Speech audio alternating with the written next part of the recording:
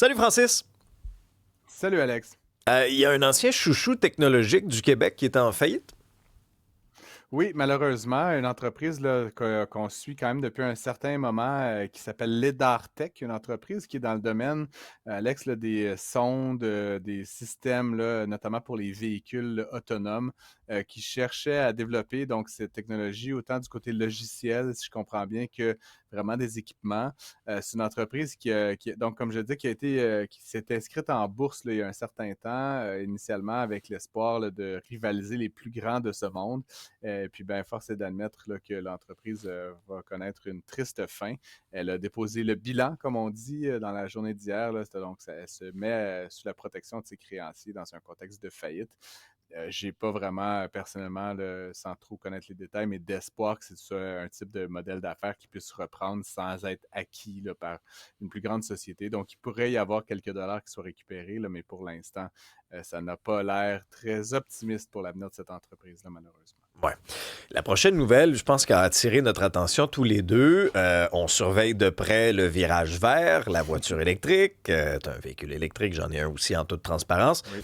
Puis moi, j'ai dénoncé à plusieurs reprises l'espèce d'incohérence là, entre l'objectif et dans les faits. Là, jouer au yo-yo avec la subvention. À un moment donné, les gens étaient tout perdus. Il n'y en a plus. Il y en a-tu encore? Il y en a moins. Au fédéral, il n'y en avait plus pantoute. On n'avait plus d'argent.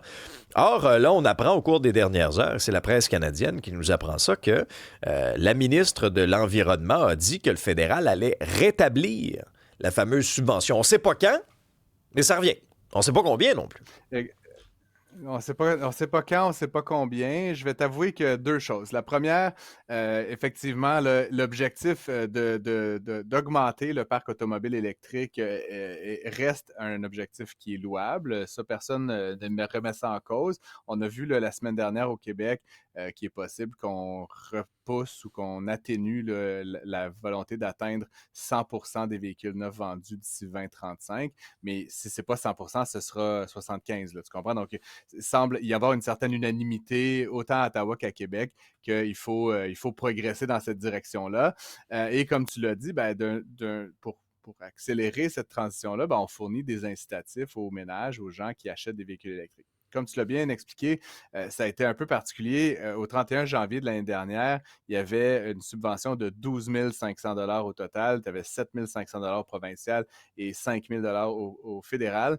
Et du jour au lendemain, parce que notamment des raisons de petite comptabilité quotidienne, là, il n'y avait plus d'argent dans les fonds, donc dans les enveloppes, et une hésitation à savoir s'il fallait ou non maintenir ces programmes-là. Donc, on est passé pendant un certain temps de 12 500 à zéro, ce qui était quand même extrême là, comme variation.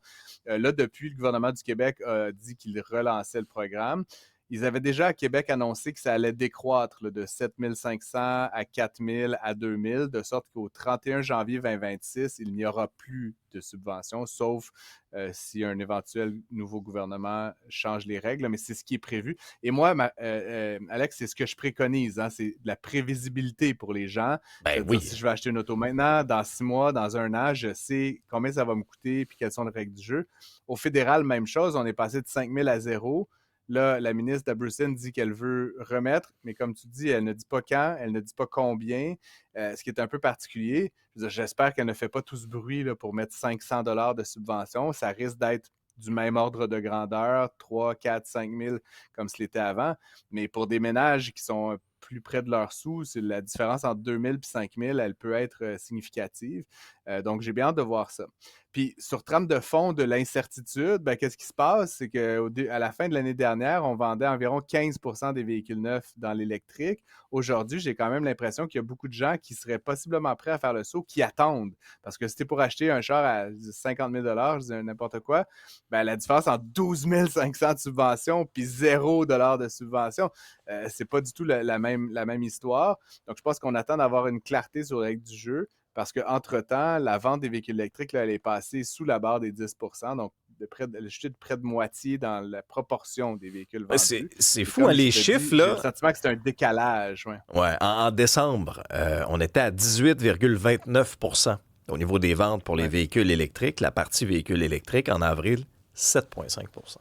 C'est sûr que c'est révélateur. Mais est-ce qu'il faut, dans ton esprit, Francis, là, puis on jase, là, Mhm. Est-ce qu'il faut resserrer peut-être un peu les règles? Parce que l'objectif, là, c'est qu'il y ait un plus grand nombre de gens possible qui prennent le virage vert. Puis, en même temps, je suis très conscient que ça ne convient pas à toutes les réalités. Moi, je suis un gars de région, je suis très conscient là, de ça. Là. Moi, je ne vais pas l'imposer, je ne vais Mhm. pas le rentrer de force dans la gorge à personne.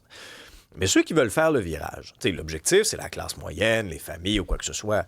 Est-ce qu'on ne devrait pas peut-être aussi y aller en fonction du revenu? C'est-à-dire que, ben, la subvention, on peut la moduler. Là. Tu gagnes bien ta vie. Au pire aller, tu n'en as pas de subvention, mais des gens qui gagnent peut-être des salaires un peu plus petits, ben là, ça fait toute la différence. Moi, je donnerais davantage d'argent à ceux qui en ont davantage besoin que des gens qui gagnent des gros salaires. Je suis totalement aligné avec toi, Alex, là-dessus. Tu sais, je le dis souvent, le programme qu'on a actuellement, il n'est pas parfait. Je pense que tout le monde Ben, il est s'entend mur sur à la mur. direction du T'sais. mouvement.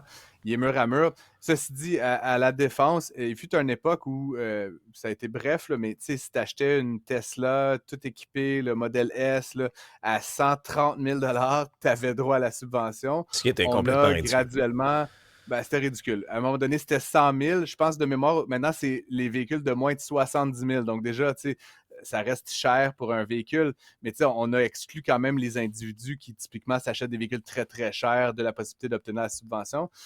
Ça serait possible de réduire encore ce seuil-là.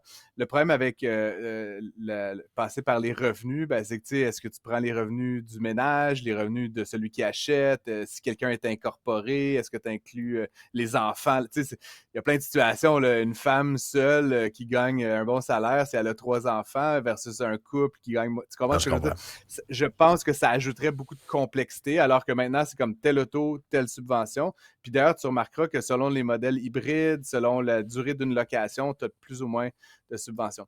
Ceci dit, je vais terminer là-dessus, Alex, mais tu l'as dit, ça tombait à 7,5 mais je ne pense pas que c'est parce que la demande de véhicules électriques, c'est 7,5 dans les faits. C'est parce qu'il y a un phénomène de décalage là, de la demande. Ce sera intéressant de voir, à la limite, si on enlevait toutes les subventions, là, quelle serait la demande réelle pour ces véhicules-là. Il y en aurait une, tu comprends? Puis je présuppose, je formule l'hypothèse que ce serait supérieur à 7 En ce moment, on décourage les gens d'acheter un véhicule électrique parce qu'on leur dit, on leur fait miroiter, il y aura peut-être une subvention, il n'y en aura peut-être pas. Fait que si tu es sur le point de changer, si tu es le point de faire un achat, ben, tu ne le fais pas en attendant la clarté des règles du jeu. Le gouvernement se tire complètement dans le pied par rapport à son objectif en ne donnant pas de clarté aux ménages. Dites-moi quelles sont les règles du jeu, dites-moi combien de subventions je vais avoir ou pas, puis je prendrai mes décisions en conséquence. Mais effectivement, la situation là, qu'on vit depuis le début de l'année est complètement ridicule.